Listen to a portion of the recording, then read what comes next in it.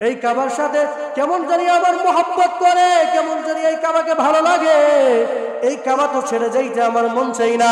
মাও চিন্তা করলো, কাবার প্রান্তরে আল্লাহ তাআলা দোয়া কবুল করেন, আল্লাহ তাআলা দোয়াকে ফিরাইয়ে দেন না। আবার ওই কাবার কালো গিরাপ ধরে যদি কেউ দোয়া করে, আল্লাহ তাআলা ওই দোয়াকেও ফিরাইয়া দেন না। এই জন্য মা বুদ্ধি করিয়া ওই সন্তানের উপর একটা হাত রাখিয়া আর একটা হাত দিয়া ওই কাবার কালো গিলাপ ধরিয়া মাওলাকে ডেকে ডেকে বলে, ওরে আমার মাওলা। সন্তানের বড় মায়া লেগে যায়। কাবার সাথে কেমন জানি আমার সন্তানের মায়া, কেমন জানি সন্তান এই কাবার প্রতি পাগল হয়ে গেছে। এই কাবা শরীফ দিয়ে আমার সন্তান তো বাড়িতে যাইতে চাই না, তোমার কি একটু মায়াও লাগে না? আমি এই কাবার কালো গিলাপ ধরিয়া আমি একটা হাত আমি আমার সন্তানের উপর রাখিয়া তোমার কাছে দোয়া করতেছি, আমার সন্তানকে কি কাবার বড় ইমাম বানানো যায় না? আমার সন্তানকে কি কাবার বড় ইমাম বানানো যায় না? এটা কি দোয়া করতেছে? মা। কে দোয়া করছে? মা। এই জন্য আল্লাহ তাআলা দোয়া কবুল করিয়া ওই কারি আব্দুর রহমান সুদাইসিকে 36 বছর যাবত কাবার বড় ইমাম বানায়া রাখছেন। এই জন্য ওরে মুসলমান ভাই, দোয়া নেওয়ার জন্য তুমি কোন জায়গায় যাও, কোন ওলির দরবারে যাও, কোন পীর বুজুর্গদের দরবারে যাও, কোন মাজারে যাও, আরে দোয়া তো কবুল হবে মায়ের। মা তো তুমি ঘরে রাইখাই গেছো, মা তো তুমি কই রাইখা গেছো? ঘরে রাইখা গেছো। যার দোয়া আল্লাহ তাআলা সরাসরি কবুল করেন তাকেই তো বাড়িতে রাইখা গেছো। وَقَضَى رَبُّكَ أَلَّا تَعْبُدُوا إِلَّا إِيَّاهُ وَبِالْوَالِدَيْنِ إِحْسَانًا। মহান রব্বুল আলামিনের ফয়সালা। কার ফয়সালা? আল্লাহ তাআলার ফয়সালা। وَقَضَى رَبُّكَ মহান রব্বুল আলামিনের ফয়সালা, আল্লাহ তা'বুদু, তোমরা ইবাদত করবে না, দুনিয়ার কারো ইবাদত করবে না, ইল্লা ইয়াহু, তবে একমাত্র মহান রব্বুল আলামিনেরই করবে। ইবাদত করতে হইলে কার করবে? ইবাদত যদি করতে হয় এক সত্তা, যিনি একক, যার কোনো শরীক নাই, যার কোনো অংশীদার নাই, এমন মহান রব্বুল আলামিনের ইবাদত করতে হবে। দ্বিতীয়ত আল্লাহ তাআলা বলেন ওয়াবিল ওয়ালিদাইনি ইহসানা, আর পিতামাতাদের প্রতি সদাচরণ করবে, ইহসান করবে, দয়া করবে। কি করবে? দয়া করবে। এই দয়া যদি বুঝতে হয় আমাদেরকে বুঝতে হবে, এর আগে আমাদেরকে আরো দুইটা বিষয় বুঝতে হবে। একটা হলো জুলুম, আর একটা হলো ইনসাফ। জুলুম কাকে বলে? যেই বান্দা আপনাকে যেই পরিমাণ দিয়েছে তার চাইতে আপনি তাকে কম দিলেন। কেউ আপনার সাথে ভালো ব্যবহার করেছে, আপনি তার সাথে মন্দ আচরণ করলেন, এটা হলো জুলুম। এটা কি? এটা হলো জুলুম। আর যেই বান্দা আপনার সাথে যেই পরিমাণ ভালো আচরণ করেছে, আপনি যদি ওই বান্দার সাথে ওই পরিমাণ ভালো আচরণই করেন, এটাকে বলা হবে ইনসাফ, ন্যায় বিচার। কি এটা? ন্যায় বিচার। আর যদি কোনো বান্দা আপনাকে ইহসান করলো অনেক বেশি, দয়া করলো অনেক বেশি, দিল আপনাকে অনেক, মহব্বত করলো বেশি, কিন্তু আপনি দেওয়ার ক্ষেত্রে দিলেন কম, মহব্বত করার ক্ষেত্রে করলেন কম, এটাকে বলা হবে জুলুম। আর যদি আপনি তাকে দেওয়ার ক্ষেত্রে যদি বেশি দেন, সে যেই পরিমাণ দিছে তার চেয়ে বেশি দিলেন, সে যেই পরিমাণ আপনাকে মহব্বত করছে তার চাইতে বেশি মহব্বত করলেন, সেটা হবে ইহসান। সেটা কি হবে? ইহসান হবে। এই জন্য মহান রব্বুল আলামিন বললেন ওয়াবিল ওয়ালিদাইনি ইহসানা, পিতামাতাদের প্রতি সদাচরণ করবে, সর্বদাই সদাচরণ করবে, কোনো সময় মন্দ আচরণ করবে না, পিতামাতাকে কষ্ট দিবে না, পিতামাতাকে কষ্ট দেওয়া যাবে না, সর্বদাই ইহসান করতে হবে, দয়া করতে হবে। ছোট থাকা অবস্থায় পিতামাতা যদি আপনাকে লালন পালন করে থাকে 2 বছর, 5 বছর, 10 বছর, 20 বছর, পিতামাতা যদি বৃদ্ধ হয়ে যায়, যদি ইহসান করতে চান তাহলে পিতামাতাকে কমপক্ষে 30 বছর তাকে দেখাশোনা করতে হবে, তাহলেই না ইহসান। বেশি করতে হবে না, বেশি করলে না ইহসান। যদি কম করেন জুলুম হবে না। তা আল্লাহ তাআলা কি জুলুম করতে বলেছেন না ইহসান করতে বলেছেন? যদি ইহসান করতে হয় তাহলে পিতামাতা আমাকে যেই পরিমাণ মহব্বত করছে, যেই পরিমাণ খাওয়াইছে, যেই পরিমাণ ভালোবাসছে, ওর চাইতে বেশি আমাকে করতে হবে, তাহলেই নাই আহসান হবে। এখন যদি কেউ জুলুম করি তাহলে অবস্থা কি হবে? ভালো হবে না খারাপ হবে? কেমন খারাপ হবে? আর যদি পিতামাতার কাছে যদি আমরা ভালো ব্যবহার করতে পারি তাহলে প্রতিদান কি হবে? অনেক বেশি হবে। মাওলার কথা বললাম, মাওলা আমাকে প্রতিদান দিবে না? অবশ্যই দিবে। পিতামাতার সাথে যদি কেউ ভালো আচরণ করে, পিতামাতার যদি কেউ নেক দোয়া নিয়ে যদি চলতে পারে তাহলে তার জীবন কি পরিমাণ সফল হয়ে যায় একটা ঘটনা শুনলেই বুঝবেন। কারি আব্দুর রহমান আস-সুদাইসি সকলেই ছিলেন, নাম শুনছেন। কাবার বড় ইমাম, ওই মক্কা মদিনার মসজিদ কাবার বড় ইমাম কারি আব্দুর রহমান আস-সুদাইসি 36 বছর যাবত কাবার ইমাম। কি পরিমাণ সম্মানে আল্লাহ তাআলা তাকে রাখছেন। কেমনে এত বড় ইমাম হইলেন? এর পিছনে অনেক ঘটনা রয়েছে। কাবার ইমামকে যখন জিজ্ঞাসা করা হয়, ও কারি আব্দুর রহমান, আপনি এত বড় কাবার ইমাম কেমনে হয়ে গেলেন? কারি আব্দুর রহমান আস-সুদাইসি উত্তর দেন, আমার বাড়ি মক্কাও না, আমার বাড়ি মদিনাতেও না, ওই দাম্মাম শহরে আমার বাড়ি। আমি যখন ছোট বাচ্চা, আমার বয়স যখন 7-8 বছর 6 বছর বয়স, তখন আমার মা আমাকে হাত ধরে আমাকে সাথে নিয়ে ওই কাবার চতুর্পাশে চক্কর দেওয়ার জন্য, উমরা করার জন্য আমাকে মক্কায় নিয়ে আসছিল। ওই কাবার একটা প্রান্তরে আমারে মাতাফের একটা জায়গায় আমারে বসাইয়া আমার মা কাবার চতুর্পাশে তওয়াফ করে। কি করে? কাবার চতুর্পাশে তওয়াফ করে।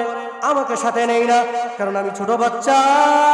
ওই কাবার গিলাফের সম্মান আমি রাখতে পারবো না। কাবার গিলাফের বড় দাম। যদি দেখা যায় সামান্য কাপড়, কালো একটা কাপড় দেখা যায়, কিন্তু সম্মান অনেক বেশি, সম্মান অনেক বেশি। এই জন্য মা আমার সাথে নেই না, মা একাই তাওয়াফ করে। মা যখন তাওয়াফ করে, একটা তাওয়াফ করে ঘুরে আসার পর দেখলো আমাকে যেই জায়গায় মা রেখে গেছে আমি ওই জায়গায় নাই, ওই জায়গা থেকে চলে গেছি। মা আমার বড়ই পেরেশান, সন্তান আমার কোথায় গেল? সন্তানের সাথে নিয়ে আসলাম, মাথাফের এক জায়গায় বসায় রাখলাম, সন্তান কই গেল? পেরেশান। খুঁজিয়া খুঁজিয়া মা আমাকে দেখতে পাইল। আমি ওই কাবার কালো গিরাফ ধরে ধরে কাবার চারপাশে আমিও তওয়াফ করতেছি। মা আমার সেখান থেকে আবার নিয়ে আসলো। ওরে সন্তান, তোরে রাইখা গেলাম মাথাফের জায়গায়, তুই কেন এই জায়গায় আসছস? তুই কি এই জায়গার সম্মান রাখতে পারবি? এই জায়গার সম্মান তো তুই রাখতে পারবি না। আবারও কাবার মাথাফের এক জায়গায় রাইখা মা আবারও তওয়াফ করতে যায়। এইবার বারবার যখন এইরকম তওয়াফ করে আসে, তওয়াফ করে এসেই দেখে সন্তান আর আগের জায়গায় নাই। এইরকম ভাবে 2-3 বার দেখার পর সন্তানটা ধমক দিয়ে বলতেছে, ওরে সন্তান, তোরা যে আমি বারবার নিষেধ করতেছি, তুই কি বুঝস না? তোরা তো আমি বারবার নিষেধ করি, এই কাবার কালো গিলাফের কাছে তুই যাবি না, কারণ তুই এই কাবার কালো গিলাফের সম্মান তুই রাখতে পারবি না। এই জন্য তুই বারবার কেন যাস? তোরা তো নিষেধ করি, যাস কেন? এইবার সন্তান বলে, ওরে মা, দাম্মাম শহরে কত বালাখানা দেখলাম, কত বড় বিল্ডিং দেখলাম, কত বড় দালান কোঠা দেখলাম, কিন্তু এই কাবার মতো সুন্দর ঘর আমি আর জীবনে আমি আর দেখি নাই। কাবার চাইতে সুন্দর ঘর আমি আর দেখি নাই। এই কাবার সাথে কেমন জানি আমার মোহাব্বত করে, কেমন জানি এই কাবাকে ভালো লাগে। এই কাবা তো ছেড়ে যাইতে আমার মন চাই না। মাও চিন্তা করলো, কাবার প্রান্তরে আল্লাহ তাআলা দোয়া কবুল করেন, আল্লাহ তাআলা দোয়াকে ফিরাইয়ে দেন না। আবার ওই কাবার কালো গিরাফ ধরে যদি কেউ দোয়া করে, আল্লাহ তাআলা ওই দোয়াকেও ফিরাইয়া দেন না। এই জন্য মা বুদ্ধি করিয়া ওই সন্তানের উপর একটা হাত রাখিয়া আর একটা হাত দিয়া ওই কাবার কালো গিলাফ ধরিয়া মাওলাকে ডেকে ডেকে বলে, ওরে আমার মাওলা। সন্তানের বড় মায়া লেগে যায়। কাবার সাথে কেমন জানি আমার সন্তানের মায়া, কেমন জানি সন্তান এই কাবার প্রতি পাগল হয়ে গেছে। এই কাবা শরীফ দিয়ে আমার সন্তান তো বাড়ি যাইতে চাই না, তোমার কি একটু মায়াও লাগে না? আমি এই কাবার কালো গিলাফ ধরিয়া আমি একটা হাত আমি আমার সন্তানের উপর রাখিয়া তোমার কাছে দোয়া করতেছি, আমার সন্তানকে কি কাবার বড় ইমাম বানানো যায় না? আমার সন্তানকে কি কাবার বড় ইমাম বানানো যায় না? এটা কি দোয়া করতেছে? মা। কে দোয়া করছে? মা। এই জন্য আল্লাহ তাআলা দোয়া কবুল করিয়া ওই কারি আব্দুর রহমান সুদাইসিকে 36 বছর যাবত কাবার বড় ইমাম বানায়া রাখছেন। এই জন্য ওরে মুসলমান ভাই, দোয়া নেওয়ার জন্য তুমি কোন জায়গায় যাও, কোন ওলির দরবারে যাও, কোন পীর বুজুর্গদের দরবারে যাও, কোন মাজারে যাও, আরে দোয়া তো কবুল হবে মায়ের। মা তো তুমি ঘরে রাইখাই গেছো, মা তো তুমি কই রাইখা গেছো, ঘরে রাইখা গেছো। যার দোয়া আল্লাহ তাআলা সরাসরি কবুল করেন তাকেই তো বাড়িতে রাইখা গেছো। তাকে কই রাখছো? বাড়িতে। আর এই বাড়িতে রাইখা আমরা দৌড়াই কই পীর সাহেবের কাছে, ওলির কাছে, হুজুরের কাছে। আরে দোয়া তো মায়ের দোয়া কবুল হয়। রাসূল সাল্লাল্লাহু আলাইহি ওয়াসাল্লাম বলেছেন, আর আবি হুরায়রা রাদিয়াল্লাহু তাআলা আনহু আন্না নবী সাল্লাল্লাহু আলাইহি ওয়াসাল্লাম قال ثلاث دعوات مستجابات لا شك فيهن دعوة الوالد ودعوة المسافر ودعوة المظلوم।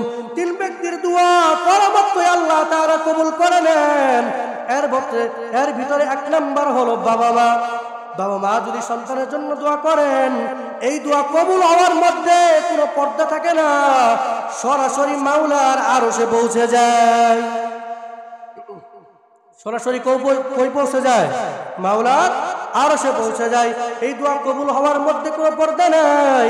এই জন্য যদি দোয়া নিতে হয়, ওরে মুসলমান ভাই, তুমি হজে যাও, তুমি সফরে যাও, বাজারে যাও, রাস্তায় যাও, কত জায়গায় যাও, কত বড় বড় কামে তুমি বের হয়ে যাও, ওই পিতামাতা বৃদ্ধ মানুষ ঘরে বসে আছে, তাদের কাছ থেকে দোয়া নিয়ে বের হয়ে যাও। আল্লাহ তাআলা তোমার কাজকে সহজ করে দিবেন। কেনই বা সহজ করবে না? কারণ পিতামাতার দোয়া তো ডাইরেক্ট কবুল হয়ে যায়, সরাসরি কি হয়ে যায়? কবুল হয়ে যায়। এই জন্য পিতামাতার দোয়া নিতে হবে, বদদোয়া নেওয়া যাবে না। বদদোয়া কিন্তু আবার নেওয়া যাবে না। বদদোয়াও কিন্তু কবুল। দোয়া যেমন কবুল হয়, বদদোয়াও কিন্তু সেই পরিমাণই কবুল হয়। এই জন্য পিতামাতার বদদোয়া নিয়ে মাওলার জান্নাতে যাওয়া সম্ভব না। রাসূল সাল্লাল্লাহু আলাইহি ওয়াসাল্লাম বলেছেন, রিদার রাব্বি ফি রিদাল ওয়ালিদাইন ওয়া সাখাতুর রাব্বি ফি সাখাতিল ওয়ালিদাইন। মাওলাও খুশি যদি বাবা মা খুশি হয়, মাওলাও বেজার, মাওলাও রাগান্বিত যদি পিতা মাতা রাগান্বিত হয়ে যায়। মাওলাকে যদি খুশি করতে হয়, পিতা মাতাকে অবশ্যই খুশি করতে হবে। আর মাওলাকে যদি রাগান্বিত করতে চান, তাহলে পিতা মাতা রাগান্বিত হলেই চলবে। কিন্তু যদি কেউ মাওলাকে যদি রাগান্বিত করিয়া ওই অন্ধকার কবরে যায়, তার জান্নাতের আশা করা বোকামি ছাড়া আর কিছুই নয়। ঠিক কিনা? যদি মাওলাকে কেউ রাগান্বিত করিয়া কবরে যায়, আবার চিন্তাও করে জান্নাতে যাব, এর চাইতে বড় গর্দভ আর গাধা কি দুনিয়াতে আছে? আছে? মাওলাকে খুশি করা ছাড়া জান্নাতে যাওয়া যাবে? এই জন্য যদি জান্নাতে যাইতে হয়, এর মাধ্যম পিতা মাতাকে খুশি করে পরেই যাইতে হবে। কারণ রাসূল সাল্লাল্লাহু আলাইহি ওয়াসাল্লাম বলেছেন, আল জান্নাতু তাহতা আকদামিল উম্মাহাত। আরে জান্নাত, ওরে মুসলমান, জান্নাত কই খোঁজো? জান্নাত তো হলো তোমাদের মায়ের পায়ের নিচে। জান্নাত কই? মাদের পায়ের নিচে। এই জন্য যদি জান্নাত কামাইতে হয়, ওই পায়ের নিচ থেকে কামাইতে হবে, নতুবা আপনি অন্য কোনো পন্থায় জান্নাতে যাওয়া সম্ভব না। পিতামাতাকে খুশি করতে হবে না? তাহলে হ্যাঁ, কে কে খুশি করবো? পিতামাতাকে একটু হাত তুলে দেখায়। কে কে খুশি করব? সকলেই খুশি করবেন। আল্লাহ তাআলা সকলকেই তৌফিক দান করেন। আল্লাহ তাআলা পিতামাতার খেদমত করে দুনিয়া থেকে জান্নাত কামিয়ে যাওয়ার তৌফিক দান করেন। সকলে বলি আমিন। এই জন্য ভাই দোস্ত বুজুর্গ আলোচনা করতেছিলাম, পিতামাতার নেক দোয়া নেওয়া যাবে, কিন্তু পিতামাতার বদদোয়া নেওয়া যাবে না। যদি পিতামাতার বদদোয়া নিয়ে যদি কবরে যাও, পিতামাতার বদদোয়া নিয়ে যদি কবরে যাও, হতে পারে তুমি আল্লাহ রাসূলের সাহাবী, হতে পারে বড় আল্লাহর বড় বুজুর্গ ব্যক্তি, হতে পারে বড় ওলি, কিন্তু মাওলার জান্নাতে যাওয়া যাবে না। মৃত্যুর সময়ও কালিমা নসিব হয় না। মৃত্যুর সময় কি হবে না? কালিমা নসিব হবে না। একটা ঘটনা শুনলেই বুঝবেন, মৃত্যুর সময় কালিমা নসিব হয় না। যদি কোনো বান্দা পিতা মাতাকে যদি কি দেয়, কষ্ট দেয়। তামবিহুল গাফিলিন কিতাবের ভিতরে আবুল্লাহ সমরকন্দি রহমাতুল্লাহি আলাইহি একটা ঘটনা নিয়ে আসছেন। আবুল্লাহ সমরকন্দি রহমাতুল্লাহি আলাইহি ঘটনা নিয়ে এসে উল্লেখ করে বলেন, যদি কোনো সন্তান পিতামাতাকে যদি কষ্ট দেয়, ওই পিতামাতা ওই সন্তান জান্নাতে যাইতে পারে না, মৃত্যুর সময় কালিমা নসিব হয় না। রাসূল সাল্লাল্লাহু আলাইহি ওয়াসাল্লামের যুগে একজন যুবক ছিল, একজন লোক ছিল, নাম তার আলকামা। নাম কি? নাম আলকামা। ওই লোকটা মৃত্যু শয্যায় শায়িত। ওই ব্যক্তিটার নামাজও পড়তো অনেক ভালো, রোজাও রাখতো অনেক বেশি। সবচাইতে যেটা বড় গুণ ছিল, সবচাইতে আল্লাহ তাআলার রাস্তায় বেশি বেশি দান করত। কি করত? আল্লাহর রাস্তায় বেশি বেশি দান করত। এত গুণ, এত নামাজ, এত রোজা, এত হজ, এত যাকাত, এত দান, কিন্তু মৃত্যুর সময় কালিমা নসিব হচ্ছে না। মুখ দিয়ে কালিমা বলতে পারতেছে না। মুখগুলা কেমন জানি আটোসাটো হয়ে গেছে, জিহ্বা কেমন জানি জড়ায় গেছে, কালিমা পড়তে পারে না। বাড়িওয়ালারা পেরেশান, মা পেরেশান, স্ত্রী পেরেশান, কালিমা কেন পড়তে পারতেছে না। স্ত্রী দৌড়ায়া রাসূলের দরবারে চলে গেছে। ইয়া রাসূলুল্লাহ, ওই আলকামা যিনি নামাজ পড়েও ভালো, রোজা রাখেও ভালো, সবচেয়ে বড় গুণ, বেশি বেশি দান করে, কিন্তু মৃত্যুর সময় কালিমা নসিব হচ্ছে না। তার সে মৃত্যু শয্যায় শায়িত, কিন্তু কালিমা পড়তে পারে না। কিছু সাহাবায়ে কেরামকে পাঠায় দেন, না হলে আপনি যান, যায় একটু কালিমার তালকিন করেন। কি করেন? কালিমার তালকিন করেন। বলেন, ও আলকামা, কালিমা পড়ো, লা ইলাহা ইল্লাল্লাহ মুহাম্মাদুর রাসূলুল্লাহ, কালিমা পড়ো, কালিমা। এই তালকিন দেওয়ার জন্য আপনি যান, না হলে সাহাবায়ে কেরামকে পাঠায় দেন। রাসূল সাল্লাল্লাহু আলাইহি ওয়াসাল্লাম চারজন সাহাবায়ে কেরামকে পাঠিয়ে দিলেন, তোমরা যাও আলকামার বাড়িতে গিয়া আলকামাকে কালিমার তালকিন দাও, আলকামা যাতে মৃত্যুর সময় কালিমা পড়তে পারে। চারজন সাহাবায়ে কেরাম এসে হাজির, বারবার কালিমার তালকিন দেয়, কিন্তু আলকামা কালিমা পড়তে পারে না। আলকামা কালিমা পড়তে পারে না। সাহাবায়ে কেরাম পেরেশান হয়ে গেলেন, কি হলো এটা, কালিমা কেন পড়তে পারে না? তিনজন সাহাবী ওই বেলাল রাদিয়াল্লাহু তাআলা আনহুকে পাঠিয়ে দিলেন, যাও যাও রাসূলের দরবারে যাও, রাসূলের দরবারে গিয়া আলকামার সংবাদ দাও, আমরা আলকামারে কালিমার তালকিন দিচ্ছি, কিন্তু আলকামা কালিমা পড়তে পারছে না। রাসূল সাল্লাল্লাহু আলাইহি ওয়াসাল্লামের কাছে যখন গেলেন, বেলাল রাদিয়াল্লাহু তাআলা আনহু যখন সমস্ত ঘটনা খুলে বললেন, রাসূল বললেন, বুঝতে পারছি। তার বাবা মা কি কেউ জীবিত আসেনি? তার বাবা মা কেউ জীবিত আসেনি। সাহাবায়ে হযরত বেলাল রাদিয়াল্লাহু তাআলা আনহু উত্তর করলেন, তার বাবা তো অনেকদিন আগে মৃত্যুবরণ করেছে, তার একজন বৃদ্ধ মা এখনো জীবিত, তার বৃদ্ধ মা এখনো জীবিত, সে হাঁটতে পারে না, লাঠি ভর করে হাঁটে, সে ভালো করে হাঁটতে পারে না। রাসূল সাল্লাল্লাহু আলাইহি ওয়াসাল্লাম বললেন, ওই আলকামার মাকে গিয়ে খবর দাও, সে যেন আমার দরবারে আসে, আর সে যদি না আসতে পারে, আমি স্বয়ং নবী আলকামার মার কাছে চলে যাব। কার কাছে? আলকামার মার কাছে চলে যাব। দু জাহানের বাচ্চা, যিনি দুনিয়াতেও বাচ্চা আখিরাতেও বাচ্চা, তার আচরণটা দেখেন। একজন মানুষ তার দরবারে আসতে পারবে না, এই জন্য রাসূল সাল্লাল্লাহু আলাইহি ওয়াসাল্লাম নিজেই তার দরবারে যাবেন। কিন্তু আমাদের বর্তমান মানুষের দিকে তাকায় দেখো, যারা দুই চারটা সম্পদের মালিক, সামান্য গাড়ির মালিক, সামান্য বাড়ির মালিক, সে আর আরেক বাড়িতে যাইতে চায় না, গরিব মানুষের সাথে কথা বলতে চায় না। এটা আমার রাসূলের সিরাত না, কি না? এটা আমার রাসূলের সিরাত না। রাসূলের সিরাত হলো গরিব মানুষের বাড়িতেও যাইতে হবে, যে সবচাইতে গরিব হোক না কেন, তারও খোঁজ নিতে হবে। খোঁজ নিতে হবে না? রাসূল নিয়েছেন। এটাই তো আমাদের আদর্শ।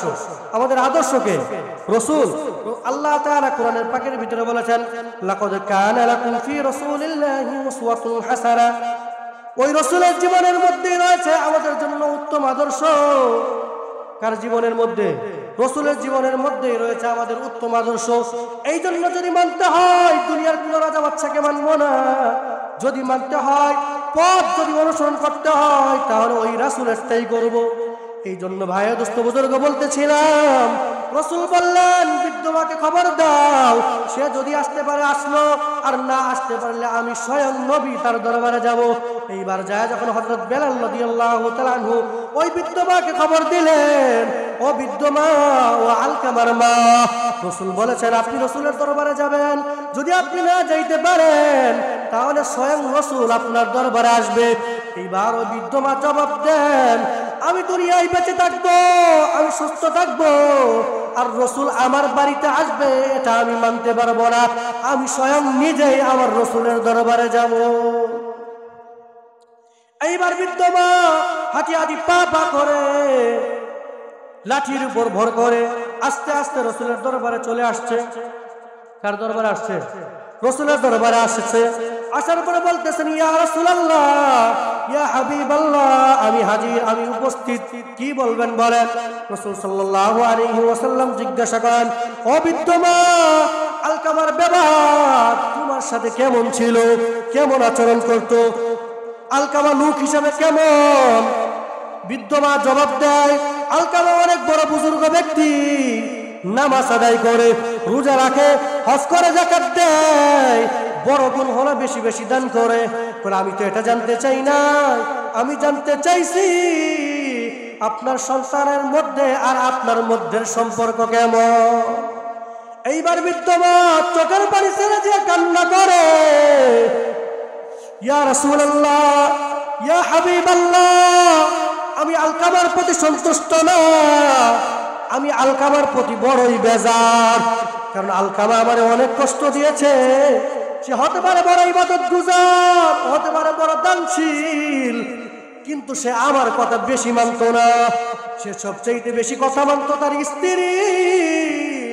আমি যদি কোনো কাজ করতে বলতাম, আমার আলকামা আমার কথা শুনতো না, সর্বপ্রথম তার বিবিকে জানাইতো, ওরে বিবি, আমার মা অমুক কাজ করতে বলছে, করবো কিনা।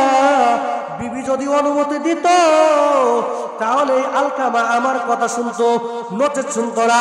আমি আলকামার প্রতি বড় বেজার, বড় নাখুশ। এইবার রাসূল সাল্লাল্লাহু আলাইহি ওয়াসাল্লাম বললেন, আপনি যদি আলকামাকে না ক্ষমা করে দেন, আপনার আলকামা এই মৃত্যু অবস্থায় এই সময় সে বেঈমান হয়ে মৃত্যুবরণ করবে। কি হয়া? বেঈমান হয়ে মৃত্যুবরণ করবে। আপনি যদি আলকামাকে ক্ষমা না করেন, আপনার সন্তান চিরস্থায়ী জাহান্নামী হবে। আলকামার মা বলে, আমি আমার সন্তানকে ক্ষমা করতে পারবো না, কারণ আমার সন্তান আমাকে বড়ই কষ্ট দিয়েছে, আমি আমার সন্তানকে ক্ষমা করতে পারবো না। এইবার রাসূল সাল্লাল্লাহু আলাইহি ওয়াসাল্লাম সাহাবায়ে কেরামকে আদেশ দিলেন, ও আমার সাহাবী, তোমরা বিভিন্ন জায়গা থেকে লাকড়ি সংগ্রহ করো, লাকড়ি জোগাও, লাকড়ি সংগ্রহ করো, লাকড়ি সংগ্রহ করে আগুন জ্বালাইয়া দিয়া ওই জায়গায় আলকামার জীবিত বডিটাকে ফেলাইয়া দাও। ওই যাও আগুনের ভিতরে আলকামার জীবিত বডিটা ফেলাইয়া আলকামাকে দুনিয়ার ভিতরে জ্বালাইয়া দাও, কারণ আখিরাতে আলকামা এর চাইতেও বড় জাহান্নামের আগুনে জ্বলতে হবে, এর চাইতেও বড় জাহান্নামের আগুনে জ্বলতে হবে। কারণ আলকামা তার মাকে নাখুশ করে গেছে, তার মাকে দুনিয়াতে নারাজ করে যাইতেছে। ওই আখিরাতে যাওয়ার পর মাওলা ওই আলকামাকে জান্নাত দিবে না, মাওলা আলকামাকে জাহান্নামেই পোড়াবে। বরঞ্চ তোমরা ওই জাহান্নামের আগুনের চাইতে এই দুনিয়ার আগুনে, জাহান্নামের আগুনের চাইতে এই দুনিয়ার আগুনে আলকামার বডিটাকে জ্বালায়া সারকার করে দাও। এইবার মা চিৎকার করে দিয়া বলে, ইয়া রাসূলুল্লাহ, ইয়া নবী আল্লাহ, আপনার আমার সামনে আপনি আমার সন্তানকে পুড়ে ফেলবেন, জ্বালায়া দিবেন, বড়ি শেষ করে দিবেন। এই সন্তান লালন পালন করতে গিয়ে আমার কত কষ্ট হয়েছে, এই সন্তান লালন পালন করতে গিয়ে আমার কি পরিমাণ কষ্ট হয়েছে, সব বেদনায় কাটাইছি, মনে হয়েছে নিজের জীবন নিজে শেষ করে দেই, তবুও শেষ করি নাই, সন্তানকে দুনিয়ায় আনতে হবে, এই জন্য শেষ করি নাই। আরো কত কষ্ট করেছি, এই সন্তানকে আপনি আমার সামনে জ্বালায়া দিবেন, আমি মা হয়ে এই কষ্ট কেমনে সহ্য করব। ও আমার নবী, আপনারা সকলেই সাক্ষী থাকেন, আপনারা সকলেই সাক্ষী থাকেন, আমি আমার ছেলে আলকামার সমস্ত অপরাধ ক্ষমা করে দিলাম। আলকামার অপরাধ কি করে দিলাম? ক্ষমা করে দিলাম। এইবার রাসূল হযরত বেলালকে বলছে, ওরে বেলাল, এইবার যাও, যায় দেখো আলকামা কালিমা পড়তে পারে কিনা। এইবার হযরত বেলাল রাদিয়াল্লাহু তাআলা আনহু আলকামার বাড়ির কাছে যখন গেলেন, তখন শুনতে পাইলেন যখনই আলকামাকে বলা হয়, ওরে আলকামা কালিমা পড়ো, কালিমা পড়ো, কালিমা পড়ো, লা ইলাহা ইল্লাল্লাহ মুহাম্মাদুর রাসূলুল্লাহ। সাহাবায়ে কেরাম এটা বলতে দেরি, আলকামা কালিমা পড়তে দেরি হয় না। এই জন্য ভাই ও দুস্থ বুজুর্গ বলতেছিলাম, যত বড় বুজুর্গ হও, যত বড় ওয়ালি হও, যত বড় ইবাদত গুজার হও, যদি মা বাবাকে যদি না খুশ করে কবরে যাও, পিতা মাতাকে যদি অসন্তুষ্ট করে কবরে যাও, মাওলার জান্নাতে যাওয়া সম্ভব না। কারণ রাসূল সাল্লাল্লাহু আলাইহি ওয়াসাল্লাম বলেন, হুমা জান্নাতুকা ওয়া নারুকা, পিতামাতাই তোমার জান্নাত, আবার পিতামাতাই তোমার জাহান্নাম। যদি খুশি করিয়া যদি যাইতে পারো তাহলে জান্নাত, আর যদি না খুশ করে যাইতে পারো তাহলেই জাহান্নাম। এই জন্য পিতামাতাকে খুশি করে দুনিয়া থেকে যাব, সকলেই নিয়ত আছে তো, সকলেরই নিয়ত আছে, পিতামাতাকে খুশি করতে হবে। হ্যাঁ, এই জন্য ভাই ও দুস্থ বুজুর্গ, আমাদের পিতামাতা যাদের জীবিত আছে, আমরা বাড়িতে যায়া পিতামাতাকে খুশি করা কি করব? চেষ্টা করব।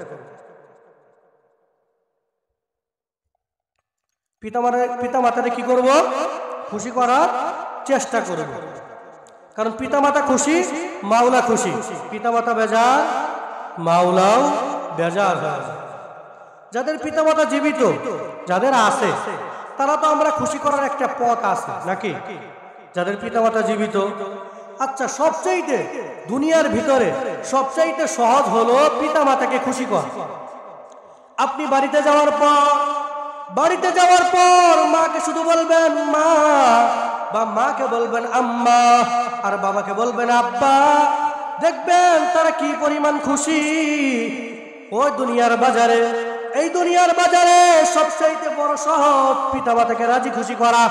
শ্বশুর শাশুড়িকেও যদি খুশি করতে হয়, বড় একটা রুই মাছ নিয়ে যাইতে হবে, 1 কেজি মিষ্টি নিয়ে যাইতে হবে, 1 বিড়া পান আর 1 কেজি সুপারি নিয়ে যাইতে হবে।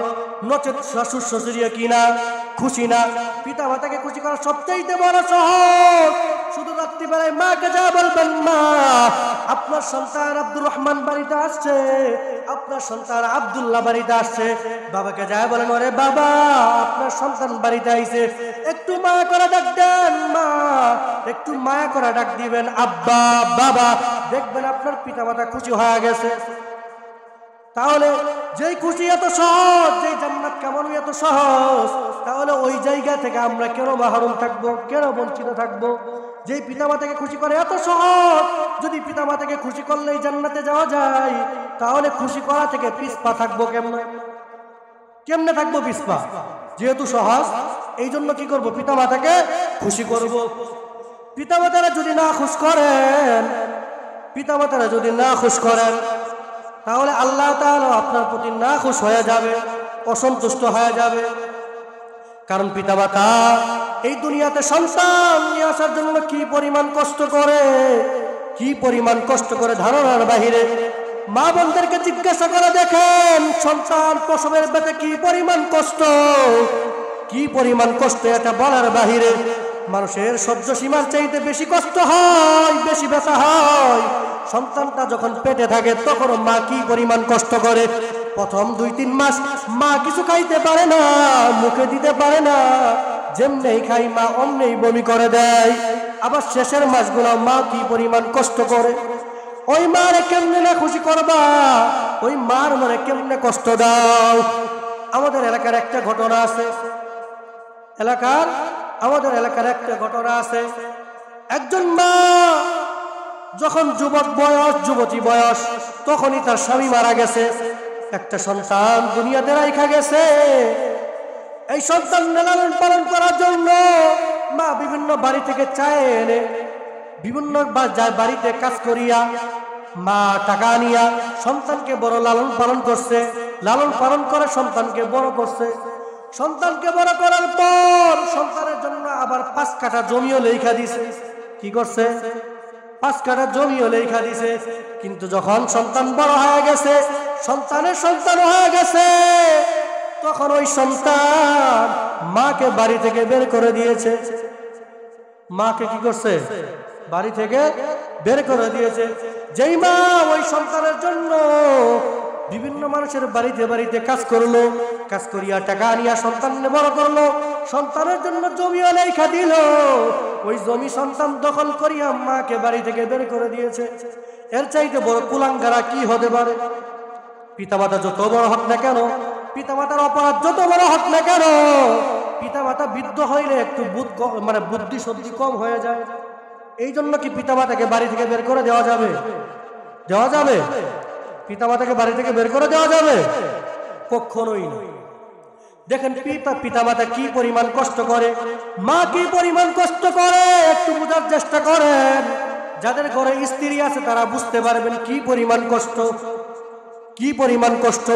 সিজার করতে যাবেন কি পরিমাণ কষ্ট, নরমাল ডেলিভারি করবেন তাও কি পরিমাণ কষ্ট। চট্টগ্রাম মেডিকেল বিশ্ববিদ্যালয়ের কলেজ হাসপাতালের একটা ঘটনা। একজন মাকে নিয়ে আসা হলো সিজার করার জন্য, একজন মাকে আনা হলো সিজার করার জন্য। সমস্ত ডাক্তাররা পরামর্শ করলো সন্তানকে যদি বাঁচানো যায় তাহলে মাকে বাঁচানো সম্ভব হবে না। যদি সন্তান বাঁচে মাকে বাঁচানো যাবে না, আর যদি মাকে বাঁচান তাহলে সন্তানকে বাঁচানো যাবে না। ডাক্তাররা পেরেশান, কি করবে, কাকে বাঁচাবে, সন্তানকে বাঁচাবে না মাকে বাঁচাবে। তারা পেরেশান হইয়া দৌড়া গেল ওই মহিলার স্বামীর কাছে, যা বলল ওই পেশেন্টটা কার, আপনার নাকি? বলে হ্যাঁ আমার পেশেন্ট। ওই মেয়ে আপনার কি হয়? বলে আমার স্ত্রী হয়।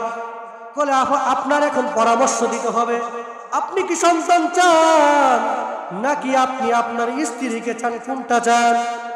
এইবার ওই লোকটা চিন্তায় পড়ে গেল, স্ত্রী আমার দরকার, কারণ স্ত্রী হলো গাছ, গাছ যদি বেঁচে থাকে ফসলের আশা করা যায়।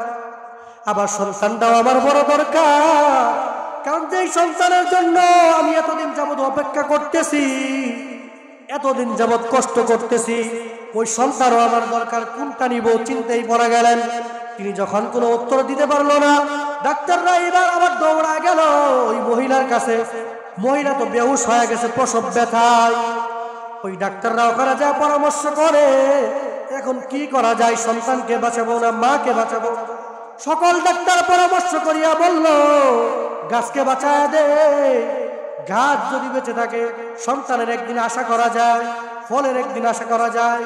কিন্তু গাছকে যদি আজকে যদি গাছ যদি মরে যায় তাহলে তো আর জীবনে ফসলের আশা করা যায় না। এই জন্য তারা সকলেই পরামর্শ করলো মাকে বাঁচানো যায়, মাকে বাঁচাইতে হবে। মা যদি বেঁচে থাকে সন্তান তো একদিন না একদিন হবে, কিন্তু মা যদি মরে যায় সন্তান কোন জায়গা থেকে? এই জন্য তারা সকলেই পরামর্শ করলো মাকে বাঁচাবে। কি করবে? মাকে বাঁচাবে। কিন্তু ডাক্তাররা পরামর্শ করে এই সমস্ত কথা যখন বলতেছিল, মারও তখন সজাগ হয়ে গেল, মারও তখন হুঁশ ফিরে এলো। মা শুনতেছে সকল ডাক্তার মিলে পরামর্শ করে আমি মাকে নাকি বাঁচাইতে চাই, আমার নবাগত সন্তানকে বাঁচাইতে চাই না। মা ডাক্তারকে ডাক দিয়া বলে, ওরে ডাক্তাররা, আমি তো দুনিয়ার নাজ নিয়ামত ভোগ করছি, দুনিয়ার অনেক জিনিস আমি নিয়ামত ভোগ করেছি, আমি দুনিয়ার আলো বাতাস দেখেছি, আমার দুনিয়ার আর নিয়ামতের দরকার নাই, দুনিয়ার আলো বাতাসের আমার আর দরকার নাই। আমার সন্তান দুনিয়াও দেখে না, দুনিয়ার নাজ নিয়ামত ভোগ করে না, দুনিয়ার কোন নিয়ামত ভোগ করে নাই। তোমরা যদি অপারেশন করে যদি কোনো সমস্যা করতে হয়, আমার মা আমি মাকে সমস্যা করো, কিন্তু তোমরা আমার সন্তানকে বাঁচায়া দাও। কি করো?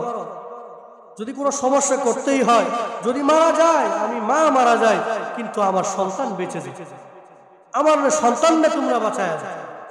অনেক মানুষ লক্ষ্য করে দেখবেন, ছোটবেলায় যখন আপনি অসুস্থ হয়েছে, এখনো যখন অসুস্থ হন, আপনি ভীষণ অসুস্থ, বউ পেরেশান, ডাক্তারের কাছে দৌড়াইয়া যায়, সন্তান পেরেশান, ডাক্তারের কাছে দৌড়ায়া যায়।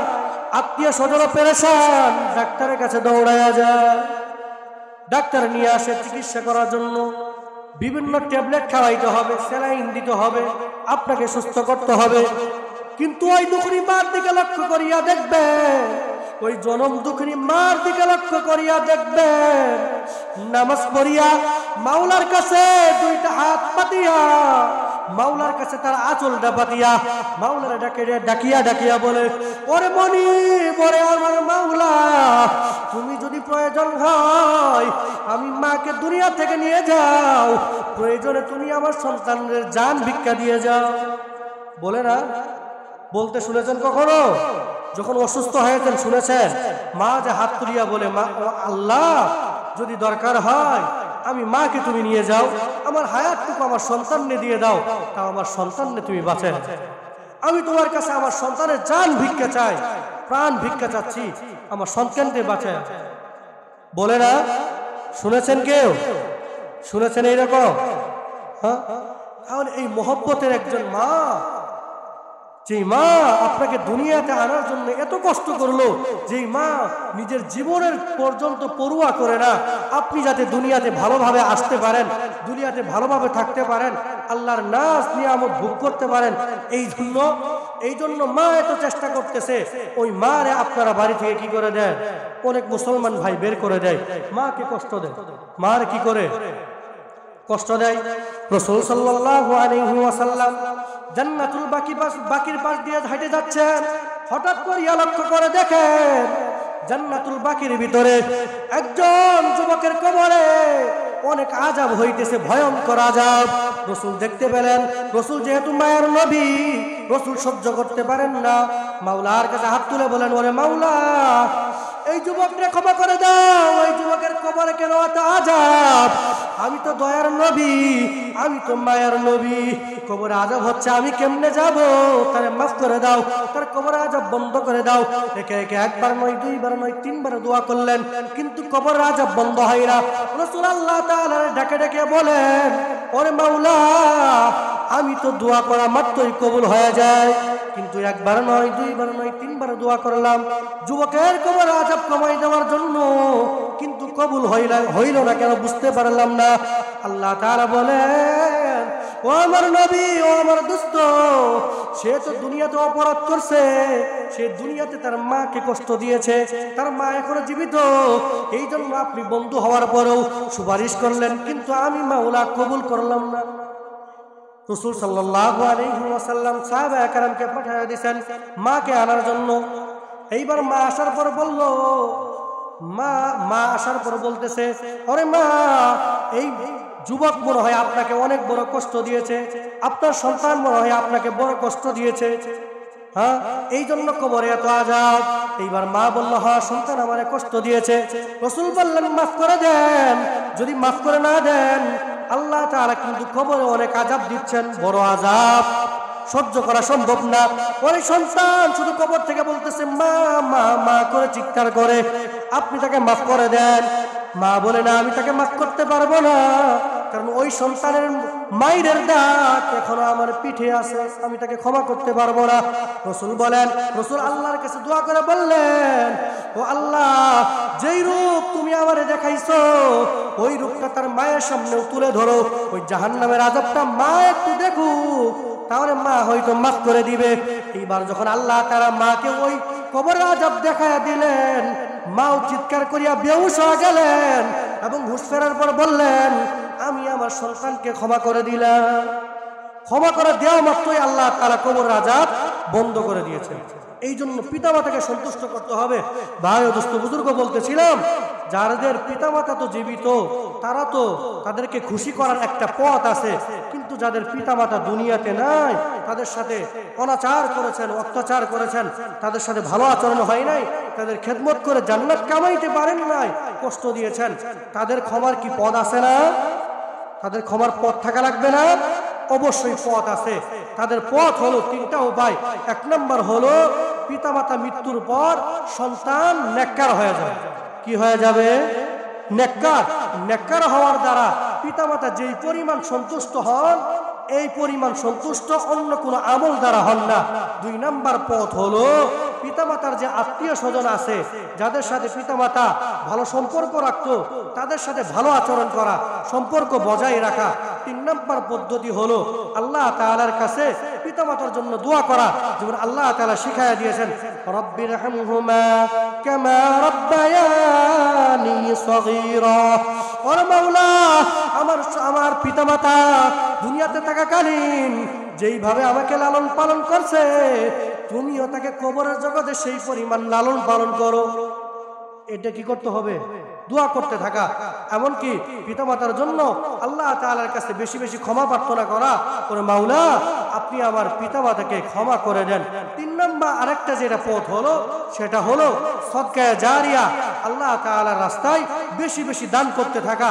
এই 3টা কাজ যদি কোনো বান্দা করতে পারে, তাহলে আল্লাহ তাআলা হয়তো কোনো দয়া করে পিতামাতা তাদের প্রতি কি হয়ে যাবে? সন্তুষ্ট হয়ে যাবে। তাহলে পিতামাতাকে মৃত্যুর উপর সন্তুষ্ট করার পথ কয়টা? 3টা।